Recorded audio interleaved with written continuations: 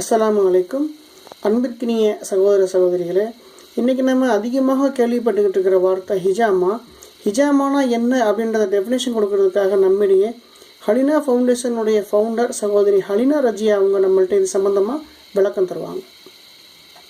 அஸ்ஸலாமு அலைக்கும் வரஹ்மத்துல்லாஹி வபரகாத்துஹு. நான் டாக்டர் ஹலினா, ஹிஜாமா தெரபிஸ்ட். ஹிஜாமா பற்றின சின்ன டெஃபினிஷன் நீங்கள் கொடுக்கும். டாக்டர், ஹிஜாமானா என்ன, ஹிஜாமாவினுடைய வரலாறு, அதனுடைய மருத்துவ முறையை பற்றி எங்களுக்கு சொல்லுங்கள். ஹிஜாமா அப்படின்னு பார்த்தீங்கன்னா ஹஜம் அப்படின்ற அரபிக் மொழி. இது பார்த்தீங்கன்னா தமிழில் ரத்தம் குத்தி எடுத்தல் அப்படின்னு சொல்லுவாங்க. இங்கிலீஷில் பிளட் சக்கிங் அப்படின்னு சொல்லுவாங்க.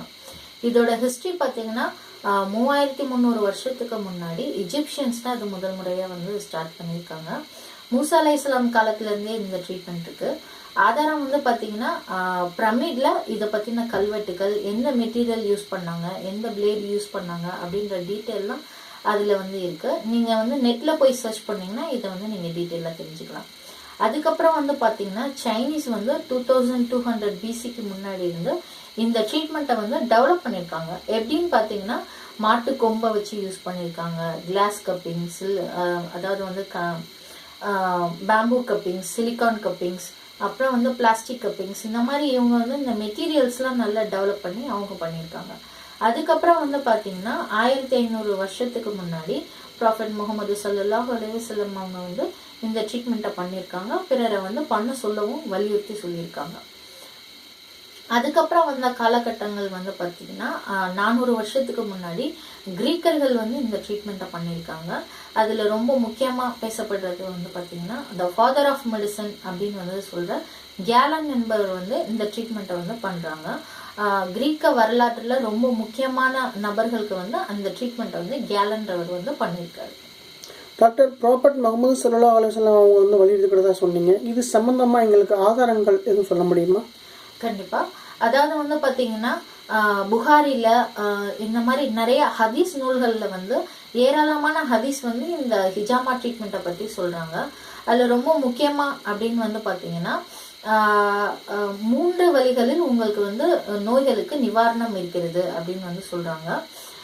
ஒன்று தேன் அருந்துவது, 2வது ஹிஜாமா முறை செய்வது, 3வது தீயினால் சூடிட்டுக் கொள்வது. அதுல என் சமூகத்தாருக்கு தீயினால் சூடிட்டுக் கொள்வதை நான் தடை செய்கிறேன் அப்படின்னு ரசூல் ஸல்லல்லாஹு அலைஹி வஸல்லம் அவங்க சொல்லியிருக்காங்க.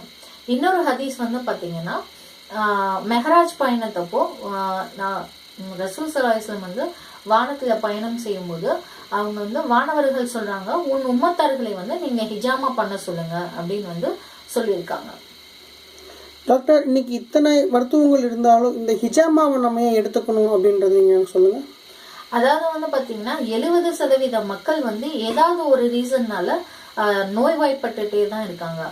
அதுக்கு ரீசன் பாத்தீங்கன்னா உணவு பழக்க வழக்கங்கள், அசுத்தமான காற்று, நிறைய கெமிக்கல்ஸ் கலந்த குடிநீர், இதனாலதான் நம்மளுக்கு நிறைய நோய் எதிர்ப்பு நோய் வந்துட்டே இருக்கு.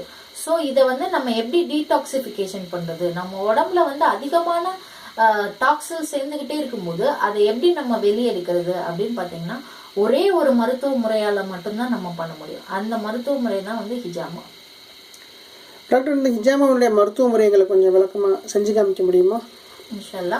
அதாவது இந்த ஹிஜாமா ட்ரீட்மெண்ட் பாத்தீங்கன்னா நீங்க நினைக்கிற மாதிரி ரொம்ப வலிக்குமோ, ரொம்ப பயமா இருக்கோ அப்படின்னு நீங்க எந்த விதமான சஃபரிங்குமே நீங்க பண்ண வேணாம்.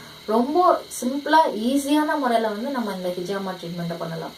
இந்த கப்பிங், பிளாஸ்டிக் கப்பிங் பாத்தீங்கன்னா தான் நம்ம இந்தியன் பீப்புள்ஸ்க்கு ரொம்ப கம்ஃபர்டபுளான மெட்டீரியல். இந்த கப்பிங் நீங்க யூஸ் பண்ணாலே போதும்.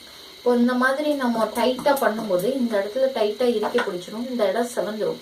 ஸோ அப்போ அந்த இடத்துல இருந்து நம்ம அந்த கப்பை ரிலீஸ் பண்ணும்போது லைட்டாக ரெட்டிஷாக இருக்கும். அந்த இடத்துல இந்த சர்ஜிக்கல் பிளேடு தான் நம்ம யூஸ் பண்ணுறோம். இதை லைட்டாக நீங்கள் ஸ்க்ராச்சஸ் பண்ணிவிட்டு திரும்ப அந்த கப்பிங்கை வச்சு டைட் பண்ணிட்டோம்னா ரொம்ப சிம்பிளான முறையில் நீங்கள் இந்த ஹிஜாமா ட்ரீட்மெண்ட்டை பண்ணிடலாம். வலியே இருக்காது. டாக்டர், இந்த ட்ரீட்மெண்ட்டினுடைய அந்த பிளட் வரும்போது அது நல்ல ரத்தம் தான் அல்லது கெட்ட ரத்தம் தான் அப்படின்றத நாங்கள் எப்படி தெரிஞ்சுக்கிறது?